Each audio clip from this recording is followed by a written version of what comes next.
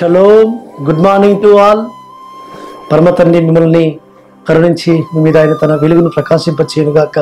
ప్రియులారా, అనుదినము కూడా మనము ఈ యొక్క అనుదిన కృపలు వస్తున్న లేఖనాలను మనం వింటూ ఆయన సన్నిలో ఆత్మీయంగా బలాన్ని పొందుకుంటున్నాం కదా. ఈ దినము కూడా లేఖన భాగం మనం చూసుకుంటుంటే యెషయా గ్రంథము 42వ అధ్యాయము 7వ వచనంలో, నిన్ను పిలిచి నీ చేయి పట్టుకొని ఉన్నాను.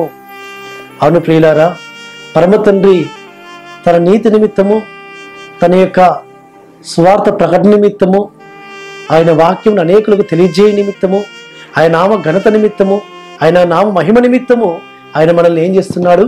ఈ లోకంలో నుంచి మనల్ని పిలుచుకొని ప్రత్యేకపరిచి మనల్ని పరమతండ్రి మన చెయ్యి పట్టుకొని నడిపిస్తూ వస్తుంటున్నాడు.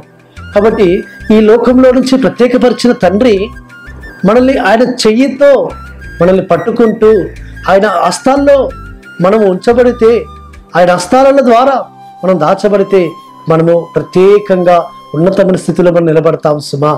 కాబట్టి ఈ లోకముని ఈ యొక్క సుడిగుండాల్లో మనం వెళుతూ వస్తున్నప్పుడు ఆయన హస్తం మనకు తోడుగా ఉండకుంటే, ఆయన బలిష్టమైన హస్తము, ఆయన దక్షిణాస్తము, ఆయన యొక్క గొప్ప హస్తం మనకు తోడుగా ఉండకుంటే మనం ముందుకు వెళ్ళలేం, మనం ఏ కార్యం చేయలేం.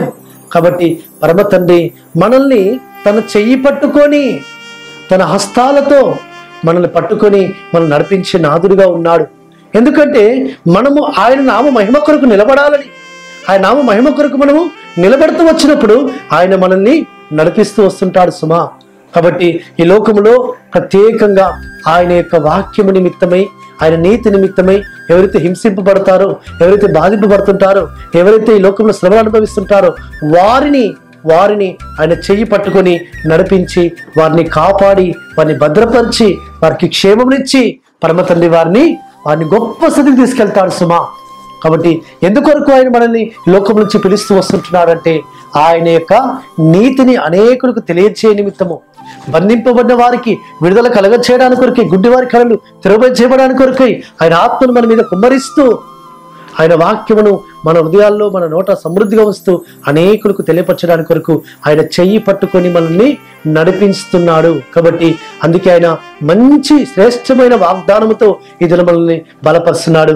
ఆయన నిన్ను పిలిచి తన చెయ్యి పట్టుకొని నడిపిస్తున్నాడు, పట్టుకొని ఉన్నాడు.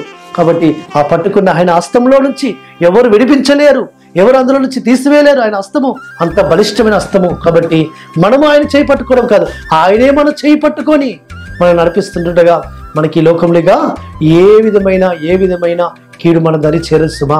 ఆ పరమతండ్రి చేతుల్లో మనం ఉన్నామని ధైర్యంతో ముందుకు సాగుదాం. అట్టి విధంగా పరిశుద్ధాత్మ తండ్రి మనం నడిపించునుగాక. ప్రార్థన చేసుకుందాం. పరలోకందర మా తండ్రి, సర్వోన్నత జీవాధిపతి అయ్యా, మీరు మమ్మల్ని పిలిచి చేయి పట్టుకొని మీరు మమ్మల్ని నడిపించిన ఆదురుగా ఉన్నారు నాయన.